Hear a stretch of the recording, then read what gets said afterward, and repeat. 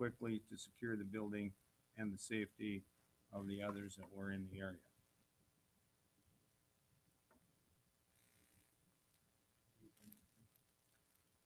We haven't, you know, we haven't made that decision yet. My schedule is put together in advance, but I have made a point to try to attend funerals for police officers and also military people that have died in the line of duty. But in terms of this particular funeral, no decision has been made as of now.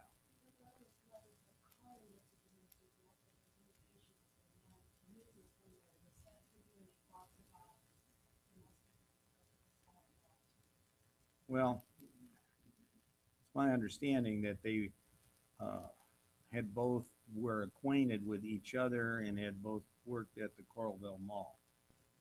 That's not domestic, but it's like, you know, a coworker or something like that. It's a very tragic situation, and I don't want to make any kind of judgment just to say that I feel, you know, for the family and for the friends of Andrea, I feel really bad, and it's an unfortunate situation, and we're very sorry that something like this has happened.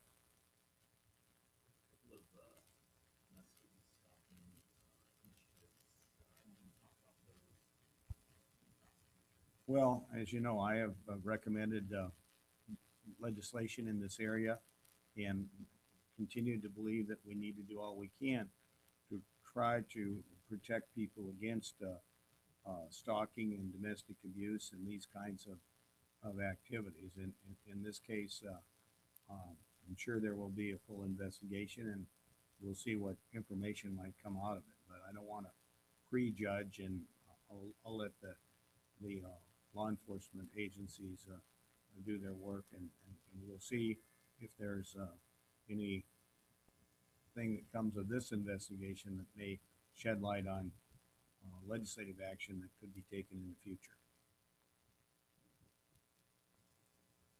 The Lieutenant Governor and I would like to thank Jamie Haberl, who is the Executive Director of the Healthy Estate Initiative, along with members of the Healthy Estate Board and Committee that are here with us today, several of them, including Rick Juergens, who really helped launch this program. So we thank all of you for your work and your support for the Iowa's Healthy Estate Initiative. And today we are pleased to announce a new free online assessment tool led by Healthy Estate Initiative to help businesses, communities, and schools measure and study their well-being. Comprehensive well-being encompasses more than just diet and exercise. 4 years ago, Lieutenant Governor Reynolds and I met with Rick Juergens, John Forsyth, and Doug Reichart to talk about health and wellness in Iowa. And we recognize that making progress towards a healthier Iowa was not only critical to the economic vitality of our state, but also to the quality of life for all the people of this state. So in 2011, we announced a private-led, publicly endorsed initiative called the Healthy Estate Initiative to make Iowa the healthiest state in the nation. A big challenge. This goal is rooted in our belief that Iowans must take personal ownership of their own health and healthcare decisions for our state to truly become healthier. Our Healthy Estate Initiative has changed the way we think about health and wellness. When I was president of Des Moines University, I learned about the importance of evidence-based medicine and how important it is for people to have skin in the game when it comes to their own health care. We also initiated health risk assessments for all faculty, staff, and students, and I found this to be a very helpful tool personally. The Healthy Estate Initiative assists Iowans to apply proven methods to live longer, happier, and healthier lives. Each fall, we host a 1 kilometer walk with individuals, schools, and businesses to promote healthy, and we encourage people not only to walk once a year, but to walk often. I did my, today it was raining, so I did my walking at Des Moines University. You know, when the weather's nice, a lot of times we'll do it at Grays Lake this time of year. Last year, we had over 500,000 people participate in the walk, and we hope that can continue to grow as it has for the last 3 years. The assessment tool that we're announcing today is just one more way for Iowans to take ownership of their own health. And so now I want to turn it over to the Lieutenant Governor to tell you more. Well, thank you, Governor Branstad, and good morning. And Governor Branstad and I have set ambitious goals of creating new jobs, raising family incomes, reducing the cost of government, and restoring education excellence in the state of Iowa. As well as those goals, we've also made the goal of being the healthiest state in the nation. And that is the healthiest state in the nation. It's about vitality. It's about vitality for our economy and vitality for our citizens. Our collaboration with Wellmark and the Iowa Blue Zone Project has brought 15 Iowa communities on board to becoming Blue Zone communities. This is truly the cornerstone piece of our efforts, and the amount of work that we've seen and the transformation in these communities has far exceeded what our expectations were. In fact, more than 200,000 Iowans have taken the Blue Zones Project personal pledge. More than 500 businesses have become designated work sites, and 17% of Iowa's populations live in a Blue Zones demonstration community. Blue Zones have enabled communities and their residents to really transform the way they work, the way they live, and the way they go about their daily activities. Also, similar to the Healthiest State Walk and the Blue Zone Project, the assessment tool will enable more Iowans, both young and old, to begin to take ownership of their own health through their job, through their community, or through their school. This assessment tool is a great resource for those who want to seek change and positively impact the health of our state, but they may not know where to start. The assessment tool will provide immediate feedback on opportunities for improvement and access to resources that will help support those improvements. The assessment, this is exciting, will be offered at no charge to Iowans, so everyone will have the opportunity to actually begin to access a healthier lifestyle. The development of the assessment was led by Tim Kentner, who is the Executive Vice President at Bankers Trust, along with committee members representing the Iowa Department of Education, Lutheran Services of Iowa, the Meredith Corporation, Midwest Dairy Council, Montgomery County Memorial Hospital, and Siouxland District Health Department. There also were a number of pilot sites who tested and verified that the tool works and that it's helpful. So now I would like to invite Jamie to the podium, and I think she's going to share a little bit more information with you. Thank you. Thank you, Governor, and thank you, Lieutenant Governor, for your leadership in making Iowa the healthiest state in the nation. We have a lot of work ahead of us, but it's very exciting. We're making movement. So we're really excited to announce today that the assessment is free for Iowa schools, workplaces, and communities to start using today. It is live. The assessment allows you to measure how you've built your school, your workplace, and community to support a healthy lifestyle. Being healthy extends beyond physical activity and nutrition, and it includes other factors such as tobacco and substance abuse, dental health, community engagement, and emotional health. In the tool, you'll find questions about all of these areas. Upon completion of the assessment, the school, workplace, or community will also receive that immediate feedback to access resources and tools to help them implement change today. This tool isn't about just looking at areas of improvement. It also provides an opportunity to recognize those accomplishments that are already taking place within our schools, our workplaces, and our community. Our goal to become the healthiest state in the nation cannot be achieved without all of us working together. So with this, to demonstrate this collaboration and coordination, we've aligned with and gained support from the Iowa Department of Education, the Iowa Department of Public Health, the Iowa Association of Business and Industry, the Iowa Business Council, and the Iowa Leagues of Cities to support this tool. And most importantly, in addition to all of the efforts of the committee members, the pilots, the leadership of Tim, we must thank our sponsors, Holmes Murphy and SpinUtech. Without their financial support, their leadership, this tool would not be free and available to Iowans today. So the assessment is available now on our website at iowahealthyestate.com. And my challenge to you is to be the first one, your school, community, or workplace to actually get out there and take the assessment today. Well, thank you very much. I also want to acknowledge Doug Reichart, one of the other initiators of the Healthiest State Initiative, along with Rick Juergen. So thank you for joining us too today, Doug. Thanks. Are there questions on this subject first? You bet. We, well, yeah, I'm a very competitive person. And when we take on a challenge, we intend to do it. My latest is I wore the uniform for the Barnstormers, the uh, uh, re, arena football game. It was, yeah. I was gonna say, shoot, I missed that. What was that? Oh, I didn't wear the football uniform. No. No, but I did wear the Army uniform. But I have found my khaki uniform, and it's still got the starch in it from Fort Bragg in 1971. And they're going to have a big event in Forest City this summer in August. So my latest goal is to wear the khaki uniform to that event in August. So I would always need some kind of a goal in order to work hard to achieve that. So yeah, we want to get the governor's office actively involved in this as well as encouraging other agencies of state government as well.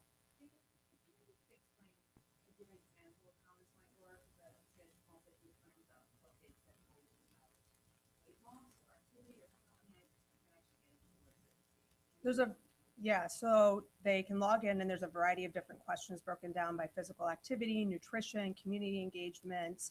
And those questions asked, so an example would be, do you have a tobacco-free policy for your workplace? And depending on how they answer the question, so if they don't have something, it would provide direct resources for them to actually adopt a tobacco-free policy.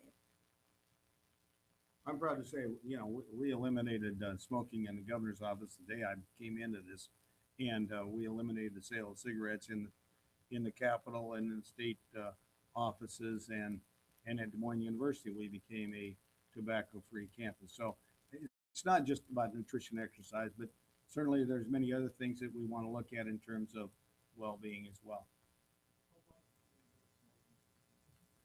I'm for it. Yeah, I'm for it. I have been consistently for it. We just need to get the legislature to approve it.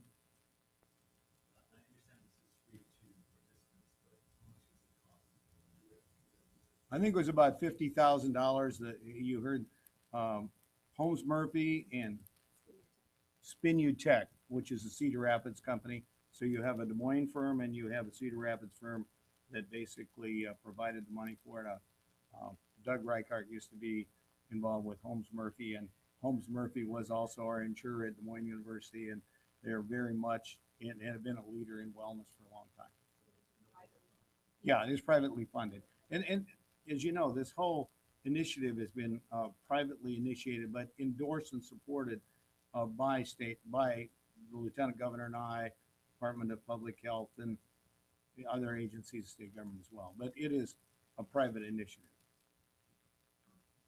Yeah, we can go on to other. Are there any more questions on this subject before we go on? But we'll be glad to answer questions on other subjects.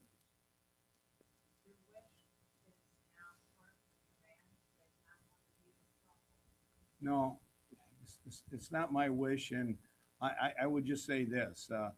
I support the actions of the Republican Central Committee. I supported their decision when they decided they wanted to go ahead with it.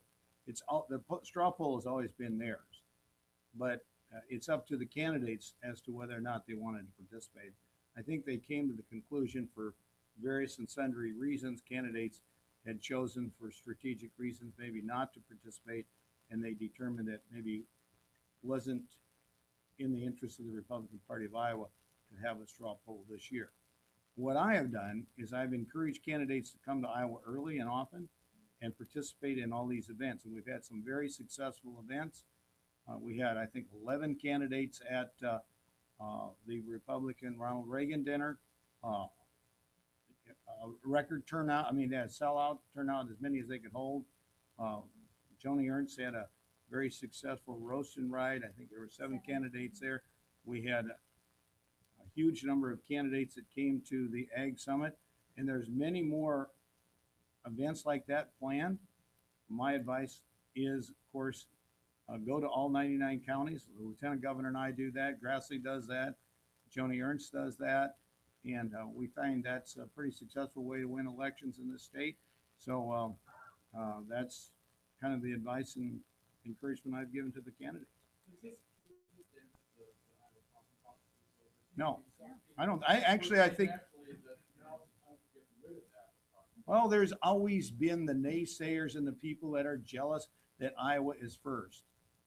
Our interest has been to have the first real test of candidates uh, facing real voters be the Iowa precinct caucuses, followed by the New Hampshire primary.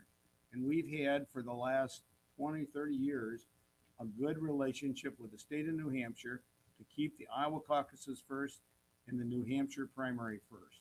We want to keep it that way, and I feel good about it. I think the participation we're seeing on both sides of the aisle, of both parties, both major parties, is indicative of the fact that Iowa is important and people are watching what's going on here. So,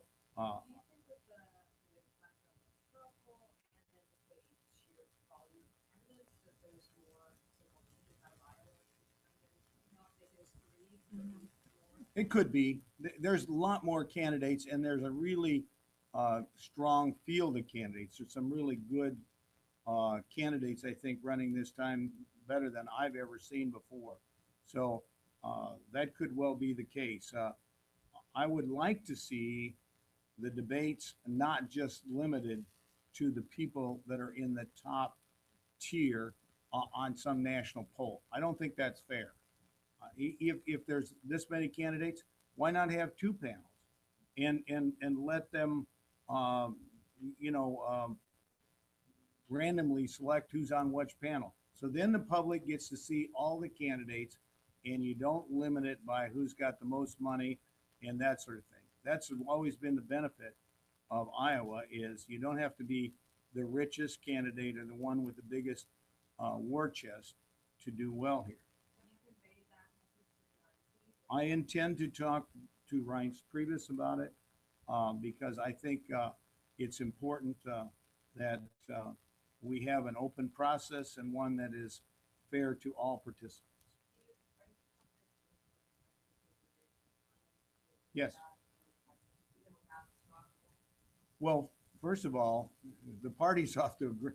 I just remember the mess we were in a year ago, and we've come miles. I mean, not only did we raise the money and support the candidates, but we won the governor and lieutenant governor's race, the Senate race, Secretary of State's race. We won three of the four congressional races, picked up seats in the Iowa House, and the party had a very successful Lincoln dinner, which raised a significant amount of money. Polk County just had another very successful event. Regional part, I mean, they just had one up in Northwest Iowa. had a huge event. And so with all these candidates and with all the activity, and I think the party's in the best position it's been in a long time. And also, I think the leadership is very, and that's one of the reasons I think they decided not to go forward with the straw poll, because if it's not going to be a financial success, they didn't want to invest a lot of time and a lot of money and a lot of effort into it.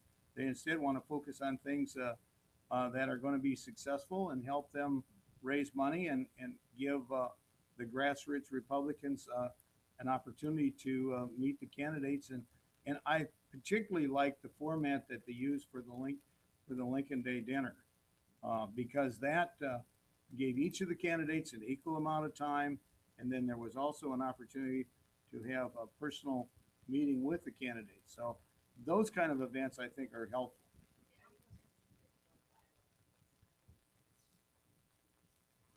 Well, Joni had an event there, and of course the Expo Center, the Expo site is primarily used for the Farm Progress Show, but they are looking at marketing that location for other events as well. And certainly I think the exposure, the national exposure that the roast and rye got will be helpful to them.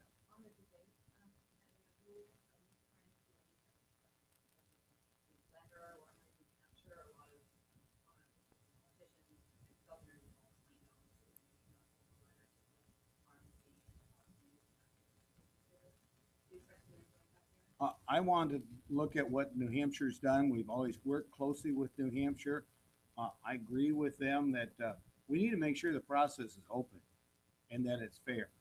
And it's my intention to communicate that to Ryan Priebus, to Roger Ailes, and to others.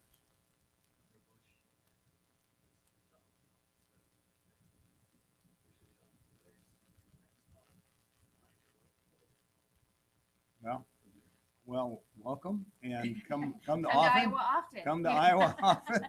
So we cert.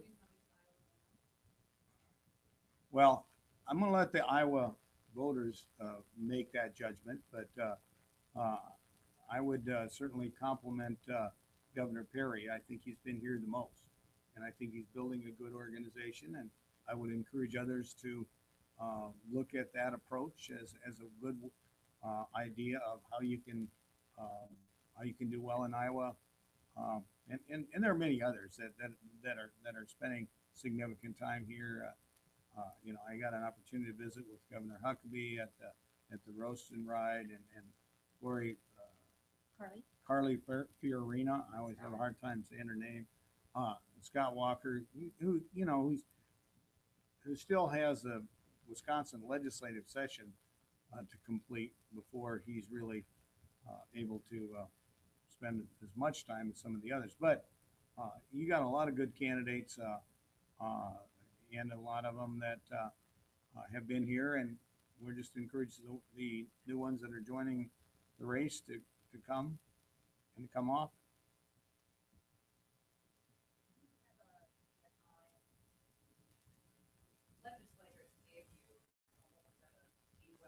Right.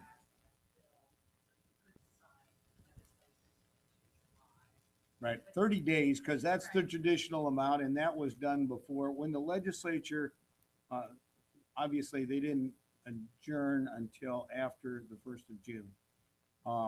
We intend to carefully review. We're just getting a lot of the bills that were passed at the end of the session. They have to go through the enrolling process, incorporating all the amendments. They have to be signed by the President of the Senate and the Speaker of the House. We have a schedule put together to do a thoughtful and systematic review of all of those bills. And we intend to do that, and obviously to complete that work before the deadline.